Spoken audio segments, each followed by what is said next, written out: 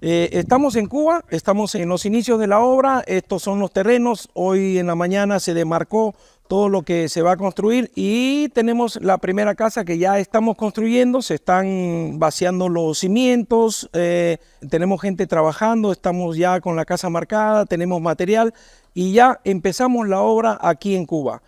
En la primera etapa, ¿cuántas casas se van a construir? En la primera etapa vamos a construir 3 casas y en la segunda etapa 3 casas más. Bueno, esto será parte del proyecto Honra que gracias a todos ustedes tendrá la oportunidad de bendecir a varias familias aquí en Cuba. Así que gracias a todos por ser parte de esta visión. Una pequeña noticia, pero te la quería compartir especialmente a la gente de Cuba que ya se empezó. Así que va a ser de aquí hasta 3 meses.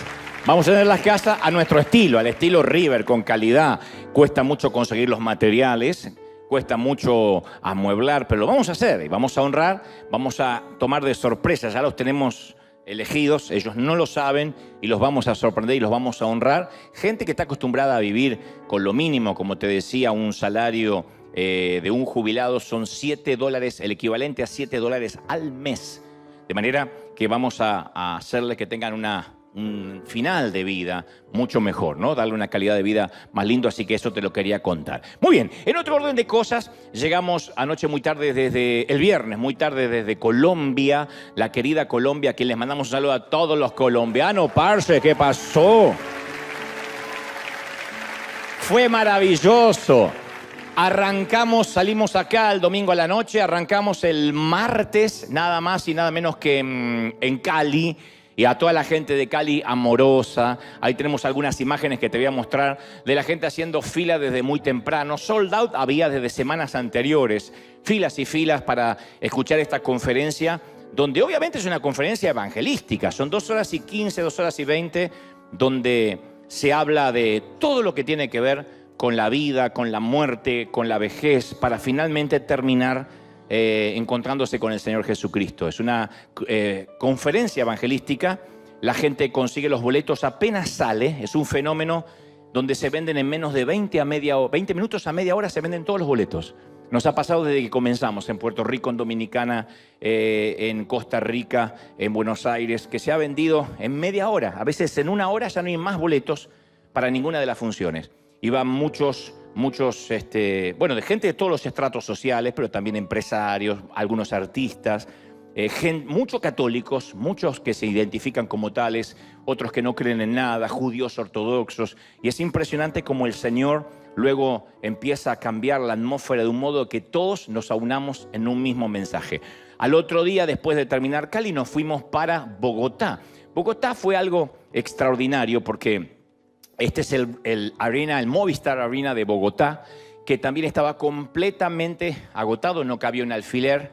Esto fue Bogotá, desde muy temprano se abrieron las puertas a las 5 de la tarde y comenzó en punto, si no me equivoco, 8:30. Ya la gente estaba aplaudiendo que teníamos que comenzar, así que estaba fichado a las 8, pero comenzamos 8:30, repleto. Nunca me decía alguno de los choferes que me trasladaba que no había visto tanta gente colmar el Movistar Arena con un tráfico, un tránsito increíble, pero fue ese bendito problema de ver a todos los bogotanos disfrutando la conferencia, se rieron, lloraron, tuvieron un encuentro con Dios. Fue maravilloso. Esto fue el miércoles, después de Cali. Y Bogotá fue hasta ahora, en toda la gira, uno de los más grandes. Vamos a estar en el Movistar Arena de Chile, vamos a estar en el Movistar Arena de Buenos Aires, pero este es el primer Movistar que estuvimos ahora en esta gira.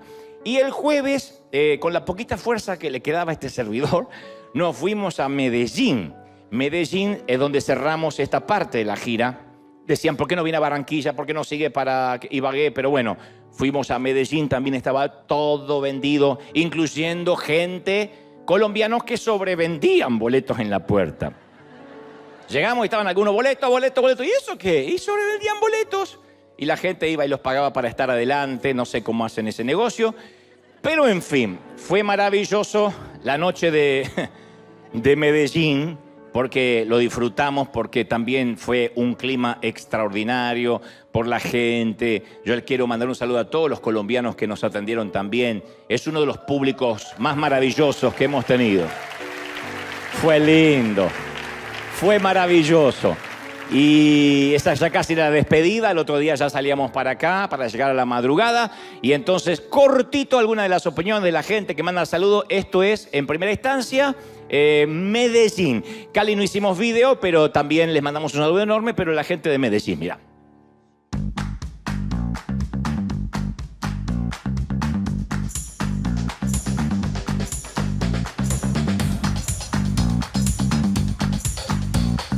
Estamos muy felices de que puedas estar acá. Muchísimas gracias y bienvenido a Colombia y a Medellín. Nuestros corazones están llenos de felicidad de saber que tú estás acá y que te vamos a escuchar.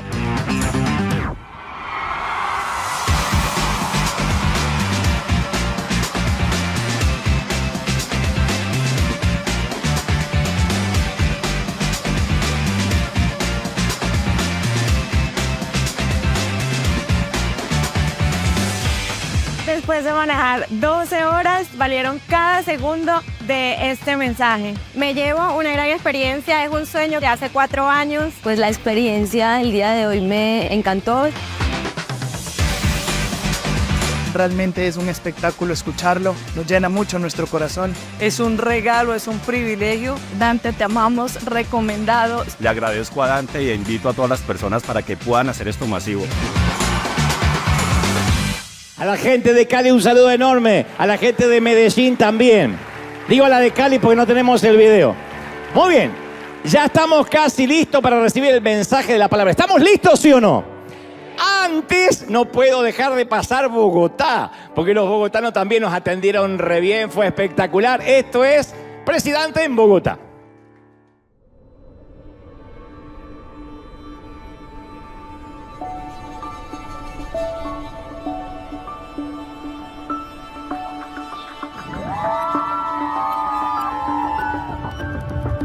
Escucharlo esta noche aquí en Bogotá va a ser muy emocionante. Estamos muy felices de recibir a Dante, queremos verlo, escucharlo. Quiero divertirme, quiero pasarla muy bien y saber qué trae preparado Dante. Poder recibir su mensaje y llenarnos de la presencia de Dios porque es un excelente orador. He esperado este momento desde hace muchísimo tiempo, estoy súper feliz, súper emocionada de saber lo que Dios tiene preparado para mí a través de la vida de Dante. Muy emocionado de estar esta noche en este gran evento con un coloso como lo es Dante Gebel. Estoy feliz de estar en el Presidente Tour. Domingo a domingo sigo a Dante Gebel y ha cambiado mi vida tras la pantalla. Hoy estoy acá muy emocionada de verlo en vivo. ¡Buenas noches, Bogotá!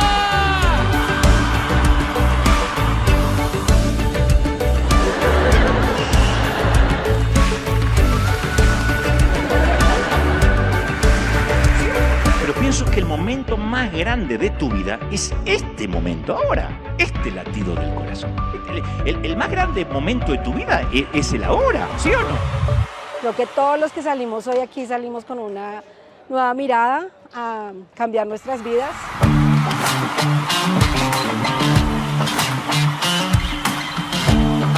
La experiencia fue fabulosa. Escuchar a Dante, siempre lo sigo. Hola, saludos aquí en Movistar Arena de Colombia, después de escuchar a Presidente, a Dante Gebel, increíble. Primera vez que escucho completa una conferencia y yo quiero repetirla.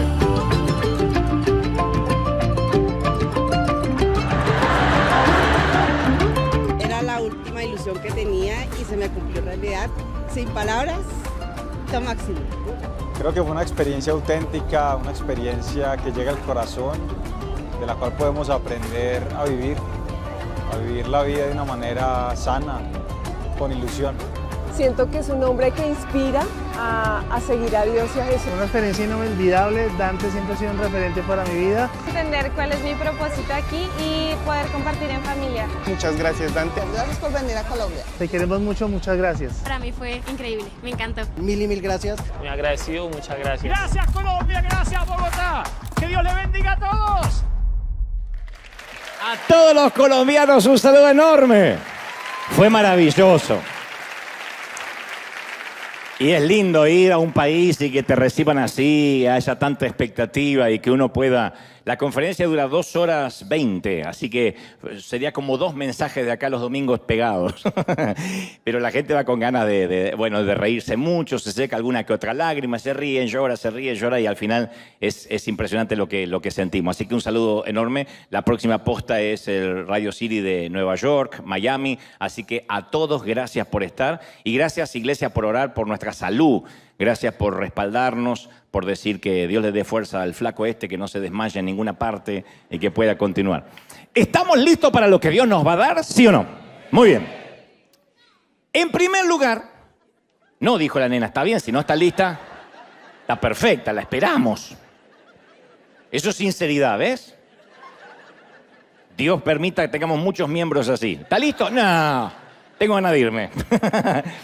Bueno, quiero aclarar que este mensaje pretende ser una autocrítica, no una crítica de alguien que está afuera, una autocrítica muy sincera y frontal de nuestra iglesia actual, de la iglesia en general, no local, sino la iglesia en general.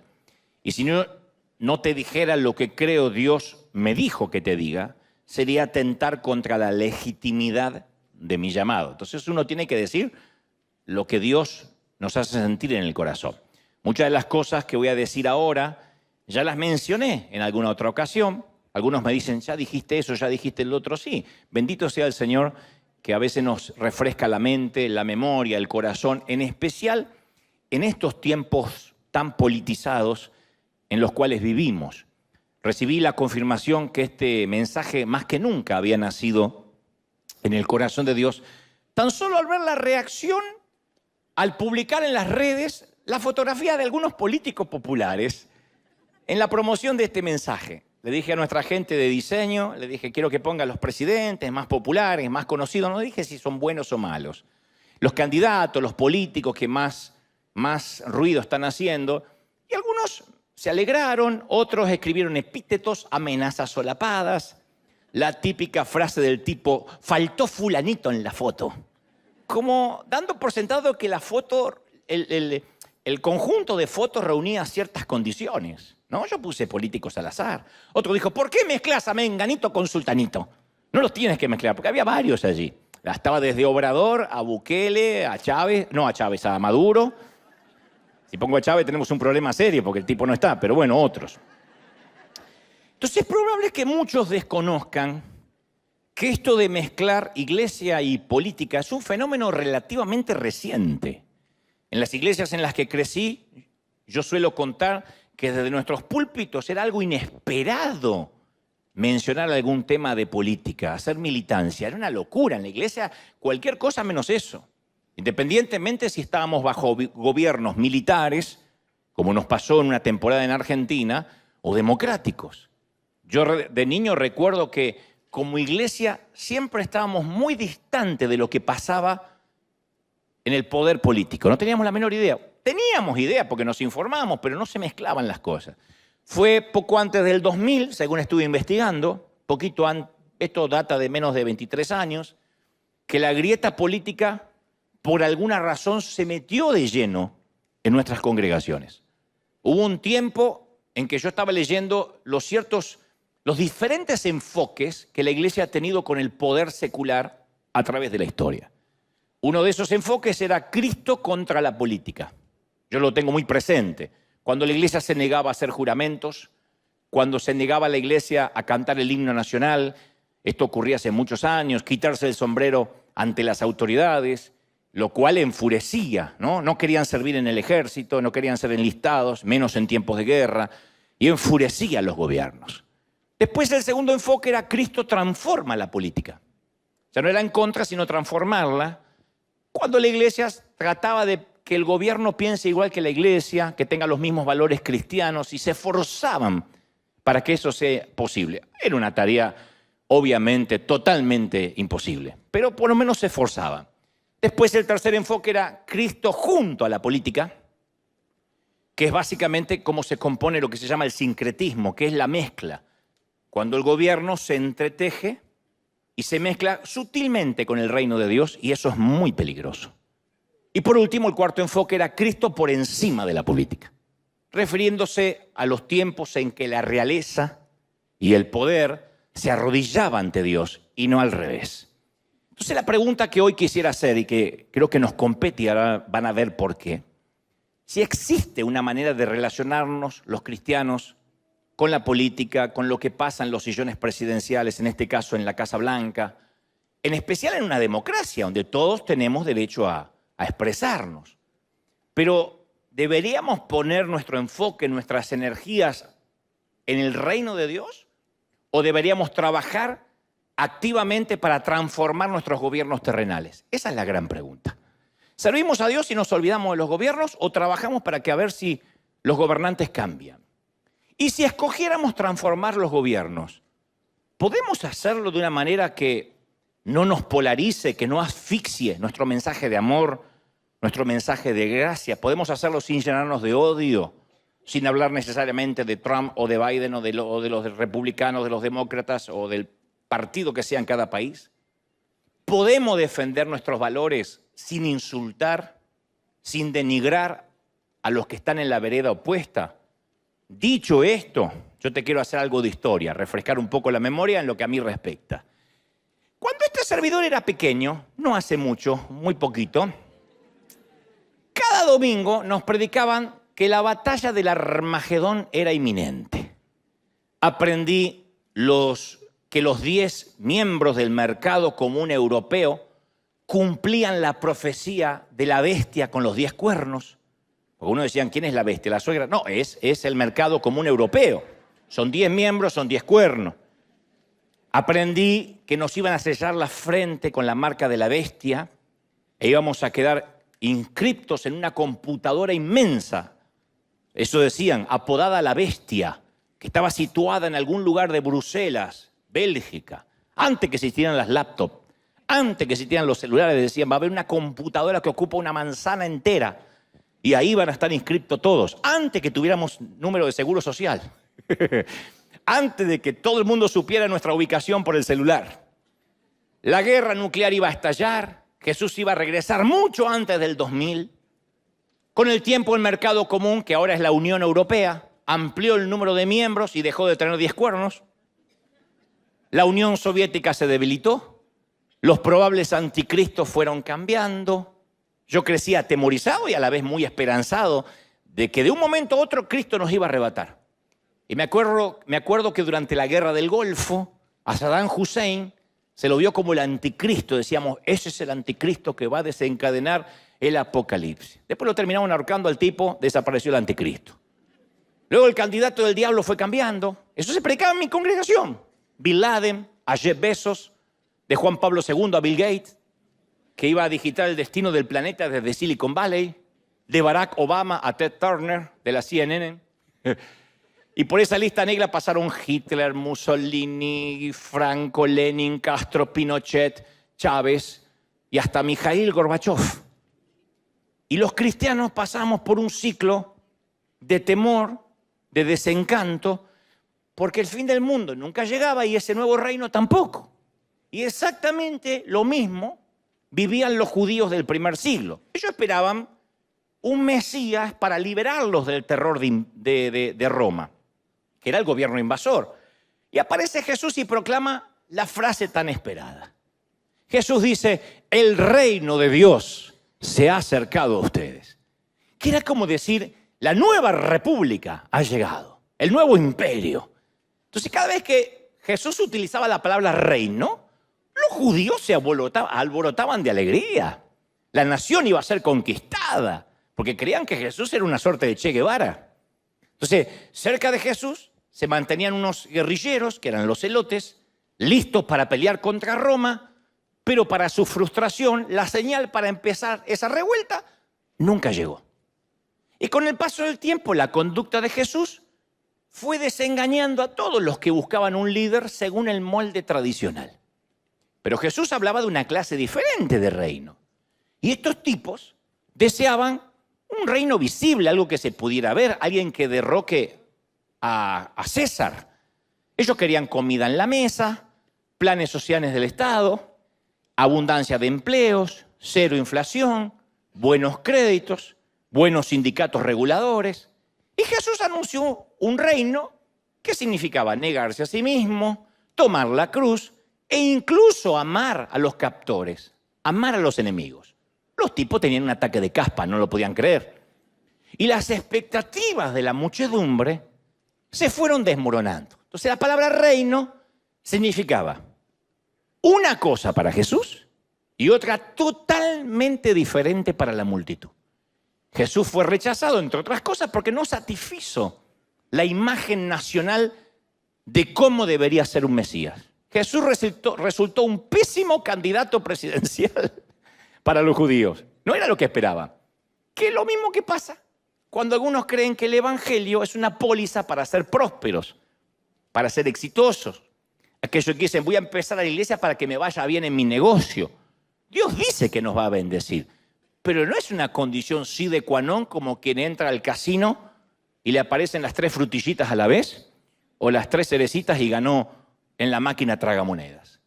Por eso es que algunos ministros, algunos amigos, colegas en la pandemia, se quedaron sin mensaje y perdieron credibilidad, porque el mensaje de empoderamiento produce militancia, el mensaje de vas a tener poder, vas a ser bendecido, vas a ser próspero, produce militancia, siempre y cuando no aparezca una cruz en la historia.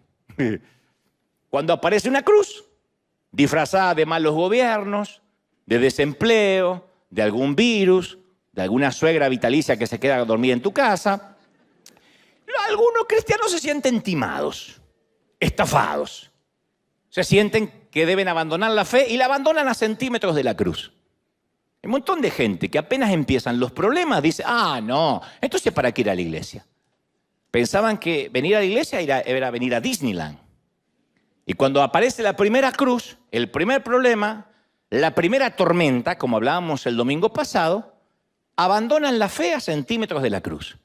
¿Por qué? Porque el boleto que les vendieron incluía prosperidad, felicidad eterna, empoderamiento profético. Nadie le habló de una cruz.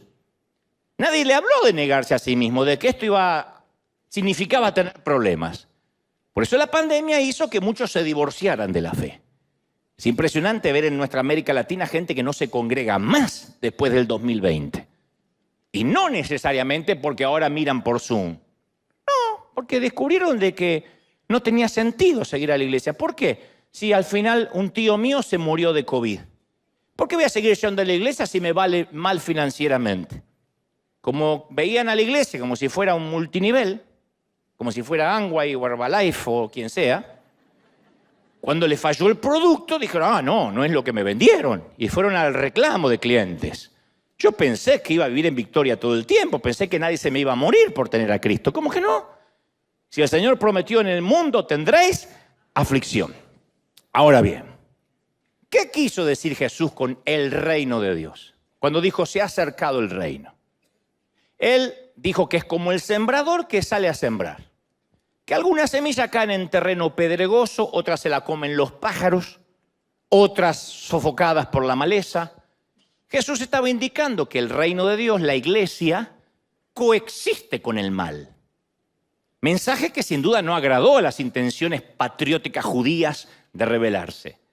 Él dijo, somos ovejas en medio de lobos, somos una semilla diminuta en el jardín, somos la levadura, un grumo de levadura en la masa, sal en la carne. Esas son las metáforas que Jesús usó para describir esa fuerza oculta que opera subterráneamente, desde dentro. No dijo nada de una iglesia triunfal que comparte el poder con Roma, con Egipto, Babilonia o con Grecia. No. El reino de Dios funciona como un movimiento secreto, troyanos, topos. Un movimiento minoritario. Avanza lentamente, subterráneamente, como una fuerza que opera por fuera del reino gobernado por Satanás. ¿Hasta ahí me siguen, sí o no? Me miran con la carita diciendo, ¿cómo es? ¿Me siguen? O sea, es un reino de personajes harapientos, de prisioneros, poetas, sacerdotes que comunicaban la fe escribiendo papiros a mano, a veces desde las prisiones. Pero a veces nosotros, en la actualidad, especialmente los que vivimos en este país, tendemos a imaginar la clase de reino que los judíos esperaban. Un gobierno visible, poderoso, que nos vaya siempre bien. Y por eso tenemos que recordar la actitud del Señor ante el gobierno de la época, cómo el Señor se comportó con el gobierno. En primer lugar, Jesús mostró una actitud de, dicen en mi país, ninguneo, de menosprecio. Cuando Herodes le mandó un mensaje, lo llamó Herodes esa zorra, que es una expresión judía que significa insignificante. Dijo, váyanle y díganle a esa zorra que hoy y mañana voy a estar expulsando demonios, voy a estar curando enfermos y en el tercer día me voy a ir cuando termine. Está en Lucas 13:32 para los que me miran pensando que lo estoy inventando. Dígale a esa zorra que cuando termine me voy a ir, porque le dijeron, Herodes quiere que te vaya. No, díganle en ese insignificante. O sea, le dio muy poca importancia a la política, porque al cabo fue el gobierno el que trató de eliminarlo. Pero llamó bienaventurados a los pobres y a los perseguidos. Nunca le dijo a los oprimidos que se levantaran en armas. Con palabras que deben haber irritado a los jóvenes celotes, militantes, guerrilleros, le dijo, amad a vuestros enemigos. O sea, invocó una clase diferente de poder. Invocó el amor, no la imposición. Y quienes buscaban a Jesús, a su gran candidato político favorito, se defraudaron. Porque a él se lo conoció como el amigo de los cobradores de impuestos, grupo que se identificaba con los explotadores y no con los explotados. Censuró el sistema religioso de la época, pero trató con respeto a un líder religioso como Nicodemo. Habló acerca de los peligros del dinero y los peligros del poder, pero mostró amor y compasión hacia el joven rico y hacia el centurión romano. En resumen, Jesús honró la dignidad de la gente, estuviera o no estuviera de acuerdo con ellas. No vino a fundar un reino hegemónico totalitario, no vino a fundar un reino comunista. Todos eran bienvenidos a unirse en su reino, incluso una mestiza de 5 maridos, un ladrón que moría en la cruz. O sea, para Jesús la persona era más importante que cualquier categoría, etiqueta o afiliación política. ¿Amamos ese Jesús, sí o no? Lo amamos, ¿no? Opresores y oprimidos, el mismo mensaje. Pero para nosotros, incluso hoy, es más fácil polarizarnos de un lado de la grieta y satanizar al que no piensa igual. Entonces los movimientos políticos, por su propia naturaleza, se distinguen porque segregan, separan, juzgan. Y de Jesús aprendemos que sea cual sea el movimiento en el que militemos o lo que pensemos, si excluimos el amor, estamos traicionando el reino de los cielos. No podemos nunca dejar de amar. Hay gente difícil de amar y cómo no. Miren para el costadito, miren así de tanto en tanto. Pero a veces queremos evangelizar al mundo por la fuerza. Pretendemos que la gente hable un lenguaje que la gente común ya no habla. La gente común no habla el lenguaje de los evangélicos, no habla. No dice, Padre Señor, que la paz del Cordero Inmaculado te redima de la concupiscencia de la carne y te libre de la indisolubilidad de la Trinidad. No habla de eso. Pero nosotros queremos que la gente hable como nosotros, que miren nuestros canales religiosos, que son aburridísimos. Se suicida uno en masa después de 2 horas. Queremos que la gente venga acá y le repita algo al que está a su lado y que consuma nuestra música. Pero el odio visceral o el despotismo eclipsa cualquier, como digo siempre, cualquier falda larga, cualquier sana doctrina, corbata o mantilla en la cabeza. El odio siempre tapa lo que podamos mostrar de afuera. Y cuando uno quiere obligar por la fuerza a que los demás sean como nosotros, perdemos el respeto y la influencia que Dios quiere que tengamos. Dejamos de ser la sal que sale a la sociedad. ¿Me siguen hasta ahí, sí o no? Nunca voy a olvidar cuando entrevisté en CNN a una actriz, ese año y medio que me tocó trabajar ahí, a una actriz que milita a favor del aborto. Y antes de conectarnos al Zoom, porque las entrevistas en pleno pandemia, esa era la única modalidad, me dice, Dante, yo entiendo que los cristianos y yo pensemos diferente, porque ella es pro aborto, ¿no? Dice, jamás imaginé, esto nunca me lo imaginaba, que los evangélicos me escribirían tantos mensajes de odio visceral. Dice, me han insultado, me han amenazado y me han condenado al infierno. Yo quise defenderme y defender a los evangélicos, pero me acordé que a mí también me condenaron muchas veces. Y le digo, sí, no todos son así. No todos, porque de 199 me insultan, me dice. Entonces, cuando yo le pregunto a un inconverso, ¿qué es un cristiano evangélico para ti? La respuesta que me da es algo, y bueno, los que se oponen a los homosexuales y al aborto. Y esa respuesta me preocupa porque el Evangelio de Jesús nunca fue una plataforma política de moral. Nos olvidamos que nuestra tarea es mostrarle al mundo una clase diferente de reino fundado en el amor, el perdón y la gracia de Dios. Eso es, el perdón, la gracia y el amor de Dios, ¿sí o no? Entonces, vamos a dejar claro esto porque ya de otras partes del mundo me quieren apedrear, pero no llegan las piedras acá. Aprobar leyes que hagan respetar la moral es noble, yo no digo que no, pero no va a resolver el problema de la humanidad. Nuestra misión es dar a conocer el amor de Dios. Jesús no dijo, en esto conocerán que sois mis discípulos, si aprobáis buenas leyes en el Senado, si elimináis la inmoralidad, si lograr meter un par de diputados en la listita electoral en las próximas elecciones. No, dijo, en esto conocerán que estuvieron conmigo, que son mis discípulos, si tuvierais amor unos con los otros. Vuelve a mirar así un poquito a los costados, porque dice, me da todo lo que... Acá ya para empezar, hay que empezar a amar. Pilato le pregunta a Jesús, ¿tú eres el rey de los judíos? Y él dice, no, mi reino no es de este mundo. Si mi reino fuera de este mundo, mis servidores pelearían para que yo no fuera entregado a los judíos, pero mi reino no es de acá. En otra ocasión los fariseos le preguntan, Señor, ¿cuándo va a llegar tu reino, el reino de Dios? Y él dijo, el reino de Dios no viene con advertencia, ni dirán, helo aquí, helo allá. El reino de Dios ya está entre vosotros. Entonces resulta claro que el reino de Dios se gobierna por un conjunto de reglas diferentes a la de cualquier reino terrenal. El reino de Dios no tiene ciudad capital, el reino de Dios no tiene congreso, no tiene cámara de diputados, no tiene juventud militante. Sus seguidores, ¿dónde vivimos? En medio de nuestros enemigos.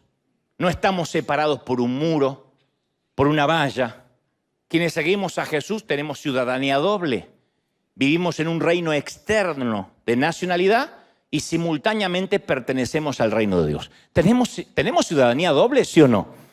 Por ahí no tiene la de acá, pero tiene la de los cielos. Uno dice, tengo una sola yo. Bueno, que sea la de los cielos si es una sola, ¿no? Ahora, quiero que me sigas, porque a esto voy. Esto nos va a bendecir muchísimo. Los políticos hacen listas de amigos y enemigos para que cuando lleguen al poder recompensar a los amigos y castigar a los enemigos. Siempre. Nosotros tenemos la orden de amar incluso a los que nos caen gordos. La política traza límites entre las personas. El amor de Jesús atraviesa esas líneas y dispensa gracia. Por supuesto, no significa que los cristianos no podamos involucrarnos en política. Yo bendigo, conocí a muchos.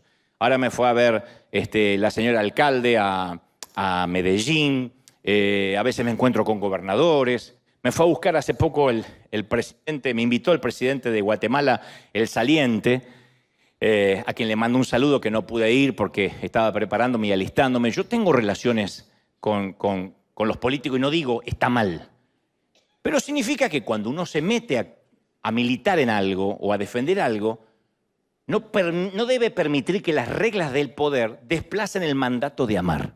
¿Me siguen, sí o no? Jesús dijo, dad al César lo que es del César y dad a Dios lo que es de Dios. O sea, destacó que iba a haber tensión entre los dos reinos. Siempre va a estar el César y va a estar Dios. Para los primeros cristianos, la lealtad al reino de Dios significó un choque mortal con el reino visible de César. Porque ese choque fue decidirse o servir a Dios o servir al César. Y esto ha pasado mucho en la actualidad. Tras la cortina de hierro, por ejemplo, para los memoriosos o para los que no saben, el gobierno comunista de Rusia atacó con una furia antirreligiosa sin precedentes a la iglesia. El gobierno de Rusia, el comunismo, arrasó iglesias, mezquitas, sinagogas, prohibieron que se le dieran instrucción religiosa a los niños, cerraron monasterios, mataron pastores, rabinos y sacerdotes. el evangelio igual sobrevivió, porque la mayoría de los niños seguía aprendiendo la fe a través de las babushka. ¿Saben lo que es la babushka? Las abuelas ancianas alemanas. Las babushka. Cuando el Estado, no la mamushka, esa que van sacando los muñequitos, no, esta es las babushka. Cuando el Estado se decidió por perseguir a la iglesia, pasó por alto las ancianas que oraban, se arrodillaban y prendían velas porque dedujeron, total, las viejas estas se van a ir muriendo. No querían gastar balas en las viejas. Así dejaba, todas se van a morir. Pero las arrugadas manos de las babushka eran las que mecían las cunas. Y cuando el muro de Berlín se vino abajo como una represa podrida, muchos adultos dijeron que aprendieron de Dios en su niñez tras la cortina de hierro por las historias que le susurraban sus abuelas antes de ir a dormir. O sea, la fe de los cristianos sobrevivió a todas las ideologías. El Señor dijo, es como un grano de mostaza, como un grumo de levadura, más poderoso que cualquier gobierno, que cualquier evento, que cualquier dictador, que cualquier comunismo. Ese es nuestro Dios, ¿sí o no? A través de una babushka. En otros países, Albania, China, el gobierno obligó a la iglesia a pasar a la clandestinidad. Se hizo invisible la iglesia, literalmente. Y hubo una persecución atroz en China en los 60 y en los 70. Se multó a los creyentes chinos, se los encarceló, se los torturó. Y a pesar de esa opresión del gobierno, se desató el avivamiento espiritual hasta ahora más grande de la historia de la iglesia. Pero cuando la iglesia se acerca al poder político es cuando se vuelve un híbrido. Cuando a veces es el poder político que ataca, cuando la iglesia se hace más fuerte. Mira, cuando en Estados Unidos, esto le cuento a la gente de otros países, el crédito pasó a ser el Dios con pies de barro. Acá no se ríe nadie ni nadie me dice amén, pero en otras partes te cuento. Cuando el crédito pasó a ser lo más importante y el sueño americano reemplazó al Señor, fue cuando la iglesia se volvió apática y a los miembros entonces hubo que ofrecerles para que se congregaran un buen estacionamiento, un servicio que no dure mucho, un mensaje de no más de 15 a 20 minutos porque si no cambian de nalga, cuidado de niños, si no me cuidan los niños no voy, a mí me van a atender los niños, quiero que lo atiendan y que le cambien el pañal y que le den de comer, si no, no voy. Café gratis, si no, no se te congrega. Ustedes dirán, bueno, los gringos son así. No, los hispanos, que éramos unos muertos de hambre allá. Los que éramos muertos de hambre allá. Y hay estacionamiento, y se me va a mojar el auto, y me queda lejos, y hay café, me cuidan los niños, me cuidan la suegra, hay un lugar donde encerrarla. Si no, no se congregan. Por eso tenemos que preguntarnos, nuestro propósito, ¿es cambiar el gobierno o procurar que haya vidas que cambien para seguir a Cristo? Nuestro propósito es cambiar el poder político o promover el reino de Dios. Entonces, Dios está operando no por medio de las naciones, sino por medio de un reino que trasciende las naciones. ¿Cuántos lo creen, sí o no? Entonces, siempre que confundimos los dos reinos, el reino visible y el invisible, es peligroso. Ya sucedió. Esto me van a querer apedrear más todavía.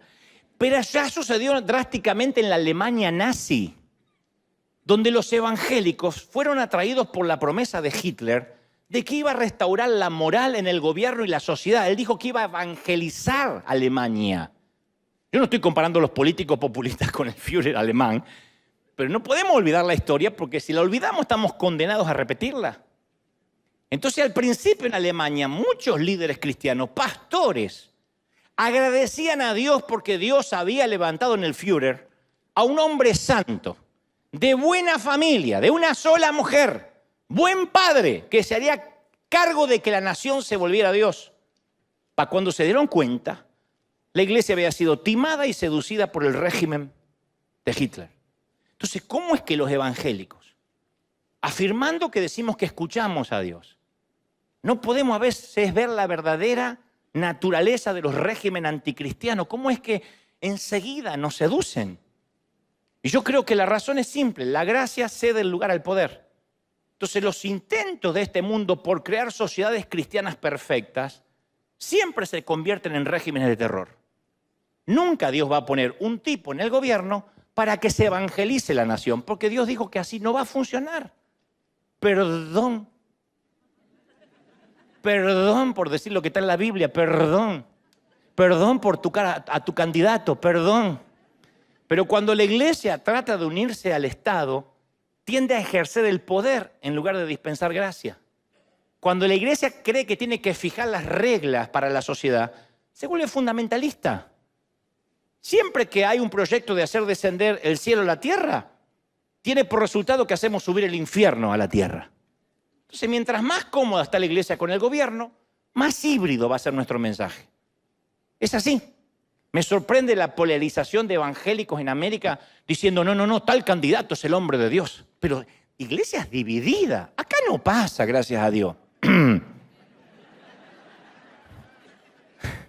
Acá todos aman al presidente que esté. Ninguno dice que vuelva el otro. No, acá están todos felices. Pero no saben lo que es América Latina. Y lo hablo porque lo hablo de mi propio país. Divididos en la iglesia. No se pelean así ni por Dios y el diablo. Se pelean por los candidatos. Yo estoy endemoniado. Ah, menos mal, pensé que eras del otro partido. Así es.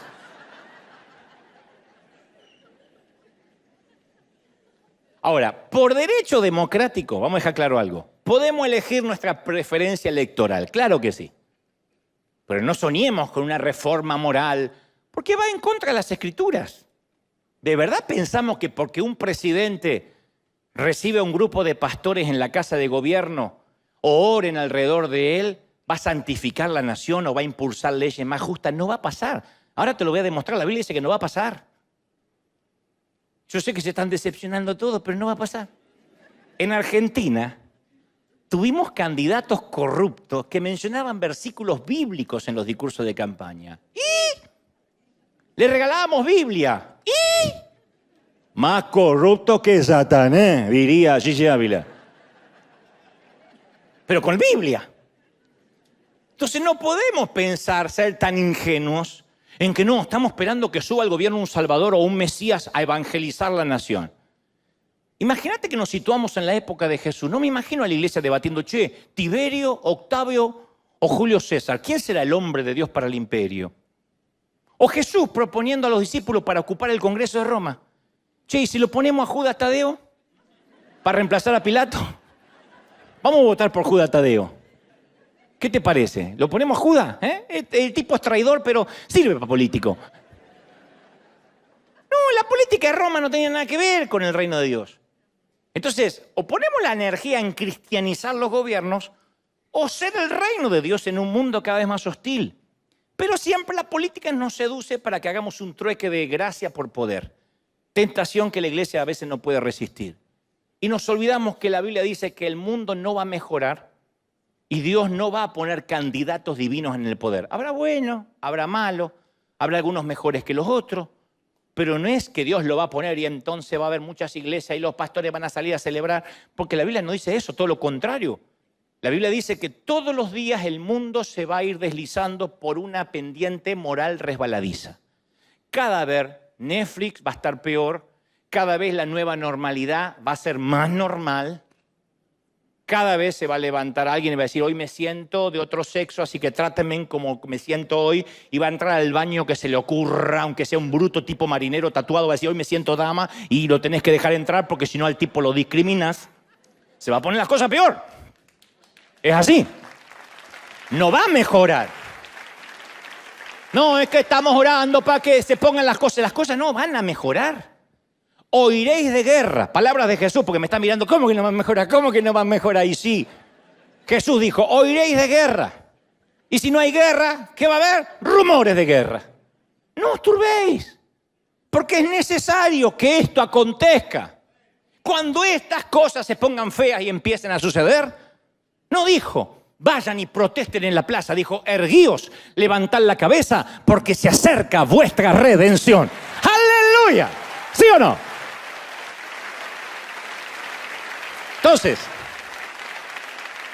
la presencia del mal nos garantiza que se está cumpliendo lo que está escrito. No lo celebramos, no nos ponemos felices, pero ya lo dijo el Señor. El apóstol Pablo dijo, toda la creación gime con dolores de parto. Las damas que fueron mamás saben lo que son dolores de parto. Los varones apenas los imaginamos si tuvimos piedras en el riñón. Gime con dolores de parto. Pero no es lo mismo parir una piedrita que parir un bebé, ¿no? Gime por una redención que todavía no ha llegado. ¿Cuántos quieren esa redención? Díganme, ¿sí o no? Entonces, ¿por qué cuando empiezan los dolores de parto queremos retrasar el nacimiento? No, vamos a orar para que esto no pase. Sí, podemos orar, pero esto dice que tiene que pasar. El reino por un tiempo va a coexistir con la rebelión contra Dios. El trigo va a crecer junto a la cizaña. Tiene que. Dicho esto, ¿cómo mantenemos los cristianos los valores morales? ¿Cómo le enseñamos a nuestros hijos en una sociedad secularizada al extremo? ¿Cómo mostramos un espíritu de amor y enseñar nuestras convicciones? El salmista hizo la misma pregunta. Si fuesen destruidos los fundamentos, ¿qué ha de hacer el justo? Ahora llegamos al punto de la historia, señores, en que los fundamentos morales de las naciones, y esto incluye la Unión Americana, han sido derribados, pútridos. ¿Qué va a hacer el justo? La respuesta no es estigmatizar al homosexual, avergonzar a las madres solteras, insultar en las redes a los que defienden el aborto, tratar de delincuentes a los gobernantes. No puedo creer los evangélicos insultando a los gobernantes, así sea un dictador el tipo que esté ahí. Los epítetos verbales, creyentes. El otro día había uno que insultaba insultos que yo no los conocía, los inventó él, ahí.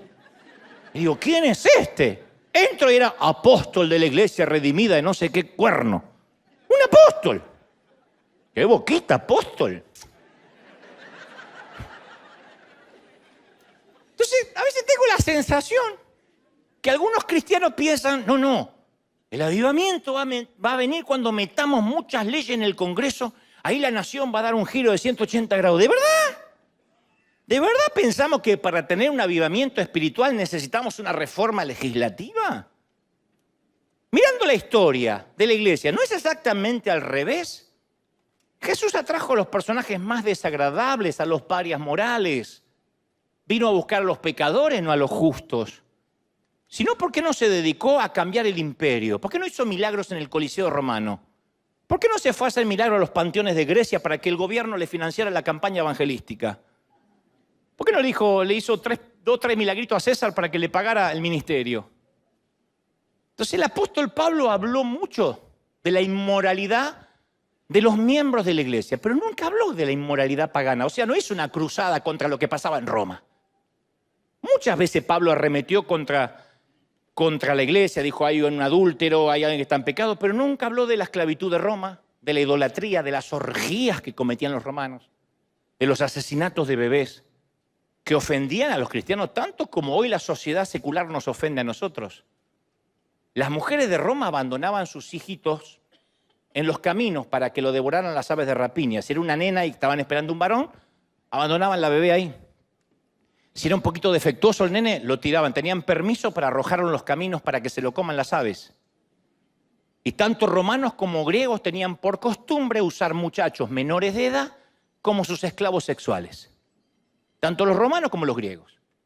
Es decir, que en los tiempos de Jesús y de Pablo, estas dos cuestiones morales hoy serían delictivas en cualquier país civilizado del mundo. Ningún país permite que una persona mate a un bebé que llegó al final del desarrollo y ha nacido. Y ningún país permite legalmente la pedofilia. Y Jesús y Pablo conocían esas prácticas degradantes, no las aprobaban. Pero no vamos a ver que ninguno de ellos se concentró en el reino pagano que los rodeaba, sino ellos proponían un reino alternativo de Dios. Y hoy los cristianos somos conocidos por todo aquello a lo que nos oponemos y nada por lo que proponemos. O sea que somos un espejo que muestra lo mal que está la sociedad. ¡Ay, qué mal! ¡Ay, cada vez hay más diversidad de género! ¡Ay, en el colegio cada vez están peor! ¡Ay, mirá lo que ponen en las películas! Hasta Disney se corrompió. Y estamos así, denunciando, quejándonos, en lugar de mostrar un camino diferente. Entonces, ¿no nos estaremos concentrando más en el reino de este mundo en lugar del reino que no es de este mundo. Entonces el Nuevo Testamento presenta al gobierno como necesario, incluso puesto por Dios, pero nunca como protector o amigo de la fe. Y para complicar las cosas, la Biblia no nos da un consejo a los ciudadanos democráticos, porque eran tiempos de los reyes. Pedro y Pablo exhortan que nos sometamos a las autoridades y honremos al rey, pero en la democracia los ciudadanos somos el rey, los que votamos. No tenemos presidentes que vienen de sangre azul y van apareciendo. Entonces es muy difícil ignorar el gobierno cuando por derecho constitucional nosotros formamos ese gobierno. Todos los que votamos y pagamos impuestos hacemos política, todos. Política deriva de la palabra polis. Política deriva de la palabra griega polis como metrópolis. Todo aquello que involucre a humanos que viven juntos con un objetivo es político. Y como pueblo de Dios estamos construyendo un reino alternativo, una nueva polis, un reino de Dios. ¿Cuántos quieren pertenecer a ese reino? Díganme amén, por favor. Porque alguno dice, yo no sé a qué reino pertenece. ¿De verdad lo quiere, sí o no? El problema es, ¿por qué cuando pensamos, ¿por qué no proclamamos una mayoría moral y moldeamos la política a nuestra semejanza y metemos un montón de cristianos en el Senado? En primer lugar, nosotros estamos para dispensar gracia. Y lo que pensemos, la militancia, por muy buena intencionada que esté, si nosotros no amamos, no entendimos el Evangelio de Jesús. ¿Amar es difícil? Sí, amar es difícil. Pero si no amamos, estamos atascados en la ley y no en el Evangelio de la gracia. Jesús nos dio una señal distintiva. Él dijo, no se conocerán por la corrección política ni por la superioridad moral, sino por el amor. Primera de Corintios 13. Si no tengo amor, ningún milagro de fe, ninguna agudeza teológica, ni ardiente sacrificio personal sirve para algo. Si no tengo amor, ¿qué somos? Nada. Entonces, cuando la iglesia se extendió por todo el imperio romano, la gente solía decir, Cristo es el Señor. Así se identificaban los discípulos. Cristo es el Señor. Y César se puso loco porque había una ley que tenían que decir, César es el Señor. Entonces ahí mismo les exigían a las autoridades que dijeran, César es el Señor. Justino, que era mártir que después fue ajusticiado por los romanos, dijo, solo a Dios rendiremos adoración. Reconoceremos los reyes, estaremos sujetos, orando para que tengan un prudente juicio. Pero a medida que pasaban los siglos había gente con buen juicio y había otros locos dictadores que no tenían ningún juicio, como ahora. Y cuando surgía el conflicto, los valientes apelaban a una autoridad más alta que el Estado. Nuestra autoridad es más alta, gente. Servimos a un Dios más poderoso que cualquiera que se siente en el Salón Oval, que cualquiera que se siente en el Vaticano. Y esto va para El Salvador, para Colombia, para Argentina, para todos. Los misioneros que llevaron el evangelio a otras culturas tuvieron que enfrentarse a los estados, porque había conflicto de intereses. En la India se tuvieron que oponer al matrimonio de niños los pastores, a la quema de esposas. Algunos están diciendo hoy, ¿por qué se opusieron a eso? A la quema de esposas, a la inmolación de las viudas. En América del Sur los pastores prohibieron los sacrificios humanos. En África se opusieron a la poligamia, a la esclavitud. Entendieron que su fe no era privada, que tenía consecuencias. Entonces a veces uno tiene que pararse firmes y decir, esto es lo que vamos a hacer. Mi valentía solo alcanzó a decir todos o nadie durante la pandemia. Porque me decían, pueden entrar los jóvenes, los niños no. ¿Se acuerdan? Los viejos déjenlos morir afuera. Las suegras ni siquiera intenten venir. Pero el querido MacArthur, un querido pastor de aquí cerca, él dijo, yo no voy a cerrar la iglesia. Le hicieron una demanda, un juicio. Él dijo, yo voy a continuar. Yo tanto no me animé. Pero dije, bueno, todos o nadie. No, es que pongan la bandina ahí, pongan alcohol y que entran algunos. No, todos o nadie. Porque me parecía, no sé, yo veía la cara de algunos de ustedes diciéndole yo o nuestros sugieres, no, usted no puede entrar, ¿eh? No da la edad. Tiene 80 años, a veces se nos muere. Vaya a su casa que oremos. Yo veía a mi mamá dejándola afuera. Yo digo, ¿con qué cara le digo a mi mamá? No, mamá, vos no me podés escuchar. No, porque estás en zona de riesgo, en edad de riesgo. Yo sé cómo se dejan los ancianos afuera. Los niños había que dejarlos afuera. ¡Es locura! Tuvimos problemas con el gobernador y por otras cosas que yo dije, pero hay momentos en que la iglesia tiene que actuar y escoger con sabiduría las batallas. Es obvio que el aborto y los temas sexuales, cuando se meten con nuestros hijos, merecen nuestra atención y debemos levantar la voz. Pero eso no significa que vamos a instaurar un reino aquí. Se va a poner peor la cosa. Si no entendemos eso, vamos a ser sabios como palomas y mansos como serpientes, que es exactamente lo opuesto a lo que dijo Jesús. Estoy harto de que me digan, está al revés, está al revés. Sí, está al revés, está al revés. Ese es... Dios mío. Yo no sé si estoy más viejo. Claro que está al revés. Yo digo que seamos mansos como paloma y astutos como serpiente, pero cuando uno no entiende esto, lo damos vuelta. Entonces, a ver, el gobierno puede cerrar los casinos y los bares los domingos, pero no puede obligar a la gente a adorar. Puede arrestar a los racistas, no puede curar su odio.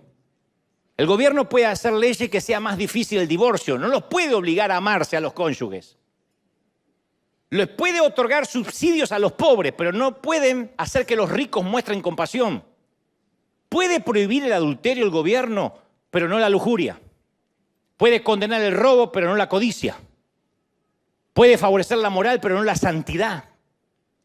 No codicies, dice un mandamiento. Es una de las categorías de los mandamientos. No codiciarás la mujer de tu prójimo, no codiciarás. ¿Qué municipalidad o qué gobierno podría hacer cumplir esa ley? Ni Bukele. Agarra a todos los codiciosos y los hace saltar así. No puede.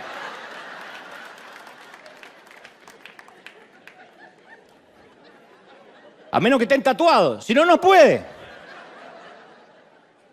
El orgullo es un pecado, incluso la raíz del pecado. ¿Podemos hacer que el orgullo sea ilegal? Jesús resumió la ley en un solo mandamiento. Ama al Señor tu Dios con todo tu corazón, con todo tu ser, con toda tu fuerza y con toda tu mente. ¿Qué autoridad humana podría gestionar el cumplimiento de algo así? Entonces, aunque tenemos la obligación de obedecer los mandatos de Dios, no caigamos en el error de tener que convertir esos mandatos en leyes. 2 de los 10 mandamientos pasaron al ámbito legal. No mates y no robes. 2 fueron llevados al sistema legal. No hay sociedad pluralista alguna que pueda codificar dentro de su sistema de leyes a los otros 8, a pesar de que son importantes. De hecho, los cristianos reclamamos los 10 mandamientos, nunca las bienaventuranzas de Jesús. Los 10 mandamientos son más fáciles que las bienaventuranzas. Y a veces decimos, tiene que levantarse un presidente que ponga los 10 mandamientos, pero está defendiendo a Moisés, no a Jesús. Jesús fue más estricto, dijo, basta de ojo por ojo, hay que dar la otra mejilla. Si codicias a una mujer, ya la miraste, ya pecaste con ella en su corazón. Mejor que te arranquen el ojo antes de con los 2 ojos irte al infierno. Mirá la cantidad de tuertos que habría. Saluda a su hermano, Dios le bendiga, Dios le bendiga.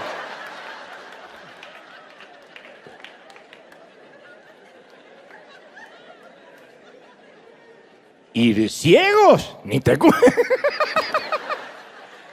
Ay, estamos adorando al rey. Andrea Bocelli serían todos.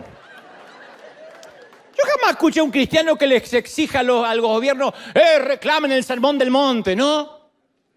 Por eso creo que tenemos que estar más preocupados, no tanto por lo que ocurre dentro de las gruesas paredes del Senado, sino por lo que ocurre dentro de las delgadas paredes de nuestra iglesia.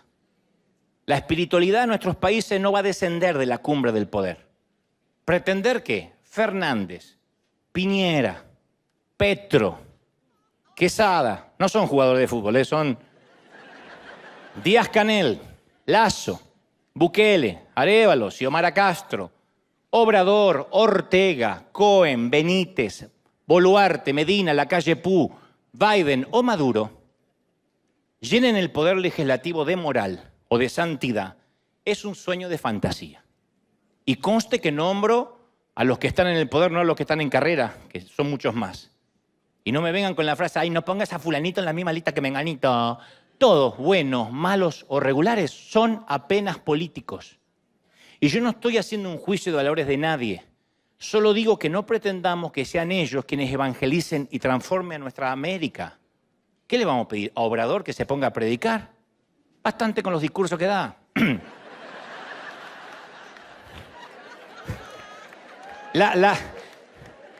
Cada mañana el tipo te da... Y ya está. ¿Qué? Las iglesias son ovejas entre lobos. Un tesoro escondido en el campo, la semilla más pequeña de la huerta, el trigo que crece en la cizaña, una pizca de levadura en la masa del pan. Entonces, ¿amamos a los políticos? Sí, amamos a todo el mundo. ¿Vamos a orar por ellos? Sí, vamos a orar por ellos. Quien suba en Argentina, yo voy a orar por el que suba en la Argentina. Y si alguno de acá algún día es presidente, si yo termino siendo presidente de la República, no es para evangelizar el país, va a ser para gobernar el país. Es lo que hizo José en Egipto, distribuir los graneros. Entonces a veces tenemos ese complejo mesiánico de que alguien se va a parar en el balcón de la casa presidencial a decir arrodíllense todos. La Biblia no dice que eso en algún momento vaya a pasar. Y si empieza a pasar, es que algo sucedió y estamos ya en la temporada del anticristo y deberías preocuparte porque no te fuiste.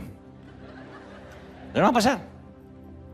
Entonces cuando vemos el precipicio moral al cual se dirigen nuestras naciones, cuando vemos que se promueven leyes que van en contra de nuestras convicciones, cuando tenemos que proteger a nuestros niños porque se meten con ellos, porque los maestros les llenan la cabeza a esos que son almas tiernas, con idioteces, con bobadas, con porquerías, cuando vemos que cualquier serie, cuando los dibujos animados están manipulados para meterle ideas distintas a nuestros hijos, para cuando ellos que todavía hasta la adolescencia no están seguros de su identidad sexual, los malforman para llevarlos a donde quieren llevarlos. Cuando todo eso pase, no caigamos en la tentación de querer cambiarlo todo desde la cumbre del poder político. Y no, si sube Trump, esto va a cambiar. No, no va a cambiar. Porque la Biblia dice que no va a cambiar. Suba quien suba. Él dijo, las cosas se van a poner peores. La moralidad va a descender cada vez a niveles más bajos. Entonces, es ahí como uno realmente empieza a comportarse tal como Jesús nos dijo, sencillos como palomas, astutos como serpientes. Cuando es al revés, somos serpientes gritando y tenemos el cerebro de una paloma en cuanto a astucia. Pero si es como el Señor dijo, vamos a ser astutos. Vamos a convivir en un mundo difícil sin comprometer nuestras convicciones. No puede ser que aparezca Halloween y ya disfrazamos a los chicos a pedir dulce. No puede ser tan frágil nuestras convicciones. Sin darnos cuenta de que Halloween tiene su esencia en la brujería, en el satanismo. No es simplemente disfrazarse de algo y salir. Significa entender, en esto no voy a participar. ¿Qué miran nuestros hijos? Eso no es ser legalista. Poner filtros en nuestros canales de streaming que consumen. ¿Tu hijo es menor de edad? ¿Tu hijo es menor de edad? ¿Vive bajo tu techo? ¿No paga la renta? Bueno, va a consumir lo que el sacerdote de la casa dice que va a consumir. No va a tener libre internet y va a estar con su celular hasta las 3 de la madrugada mirando cualquier porquería. Porque somos libres, porque no sé cómo decir, porque es un hombre de 13. Entonces, nosotros somos los que ponemos las convicciones. No nos contaminamos y vivimos en un mundo difícil, bajo fuego. No podemos pensar, si el gobierno nos da un plan social y me envía un chequecito cada mes, ese candidato lo puso Dios. Y si se meten con nuestro candidato, escribimos mensajes de odio y quienes no comparten nuestra militancia, te vas a ir al infierno, no toques a mi candidato, porque te manda el chequecito. Pero el candidato mañana aumenta los impuestos, se da vuelta, quita la ayuda social, lo puso Satanás. Es muy difícil comunicar el mensaje de gracia desde los pasillos del poder. La escalera del poder siempre va hacia arriba, los tipos siempre quieren subir. La escalera de la gracia va para abajo. Y la iglesia se está politizando cada día más en lugar de predicar gracia y misericordia. Insistimos con la moralidad. Insistimos con la moralidad. No hay que predicar moralidad, hay que predicar gracia. La moralidad es un resultado intrínseco de la gracia. Entonces, nos guste o no, gobierne quien gobierne, Dios nos llama a amar a la mujer que sale de una clínica de abortos. Y Dios nos llama a amar incluso a su médico. No a aprobar, amar. No la podemos odiar. No podemos odiar a nadie. Si no podemos amar todo tipo de gente, no entendimos el Evangelio de Jesús. Si el gobierno no ayuda a los pobres, la iglesia tiene que ofrecer alimentos y ayuda. Si el gobierno oprime, la iglesia debe levantar a los oprimidos. Si el gobierno exige venganza, la iglesia debe dispensar gracia. Si el gobierno se divide en grietas, la iglesia debe manifestar unidad. Estamos más divididos que los políticos. Si el gobierno destruye a sus enemigos, la iglesia los debe amar. Esa es la visión del Nuevo Testamento. Una colonia del cielo en un imperio hostil. Moody, el gran predicador, decía, de cada 100 hombres, uno lee la Biblia. Los otros 99 leen al cristiano. Para terminar, en 1982, en el punto más álgido de la Guerra Fría, Billy Graham visitó Rusia y se reunió con los líderes del gobierno. Y los cristianos conservadores, para no decir los fariseos de siempre, lo criticaron durísimo a Graham, porque trató a los rusos con cortesía, amor y respeto. Dio su postura, ¿no? Pero dijeron, tenía que haber sido más profético, tuvo que haberlos exhortado y condenado al infierno. Sí habló en contra del abuso de los derechos humanos, habló de la libertad religiosa, pero con respeto, con amor. Y uno de sus críticos le escribió en el periódico una mañana, Dr. Graham, qué vergüenza, usted hizo que la iglesia retrocediera 50 años.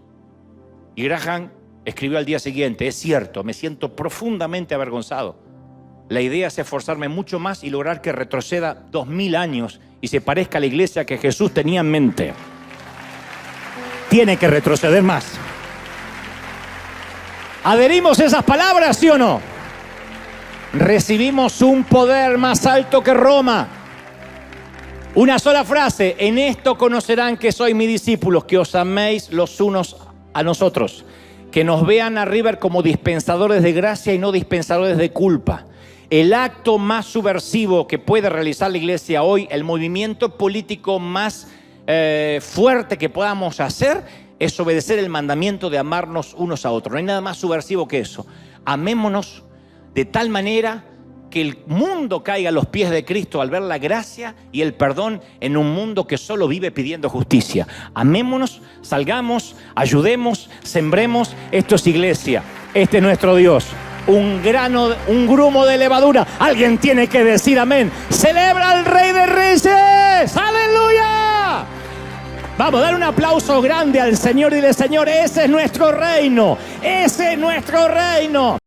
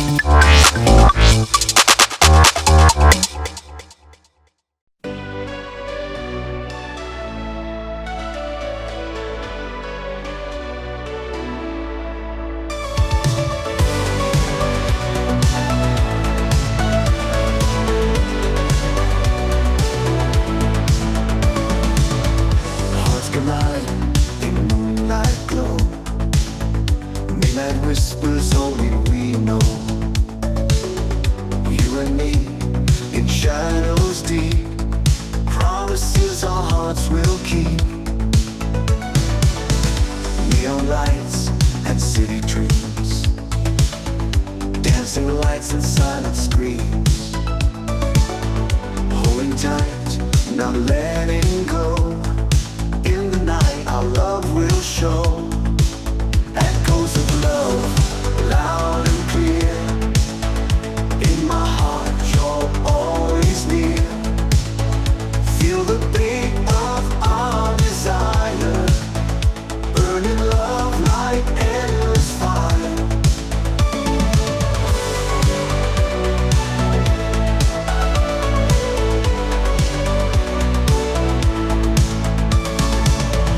Waves crash under summer skies, love reflected in your eyes. Holding hands, we chase the stars, dreaming big no matter far. Oh, our hearts, they beat as one, in this night till dreams are done. Lost in love, our spirits soar. Keep me close forevermore. Echoes of love, loud and clear. In my heart you're always near. Feel the beat of our desire, burning love like endless fire.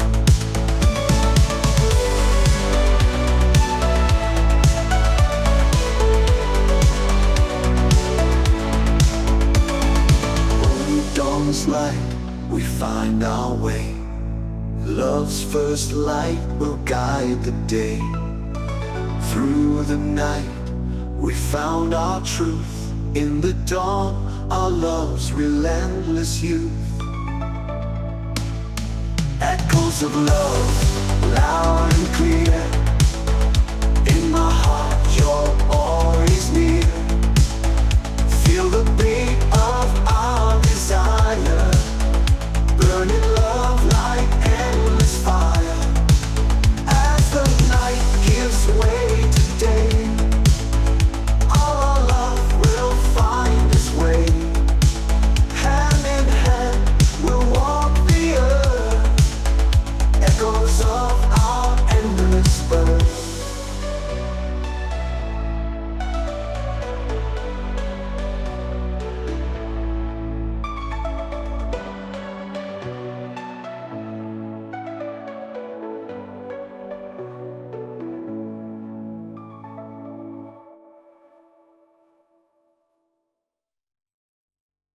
Ocean waves call out my name.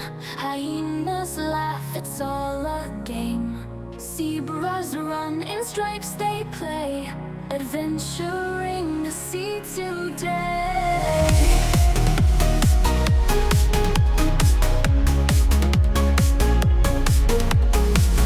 Orangutans swing high and free. Tigers roar, a sight to see. We journey far with strength and might, a 200-day day. Endless flight, a survivor, I'm alive. With these creatures we all thrive. In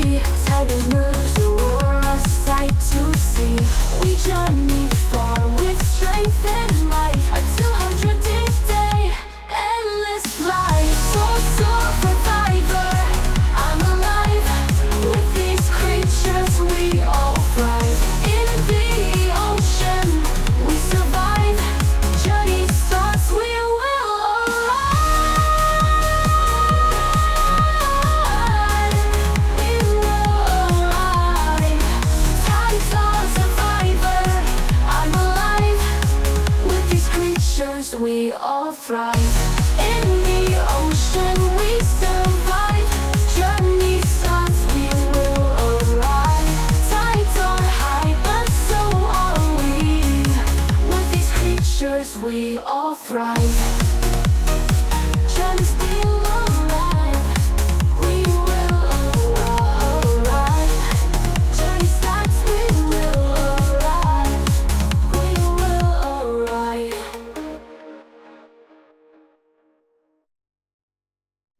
Tides are high, but so are we. Together strong on this vast sea.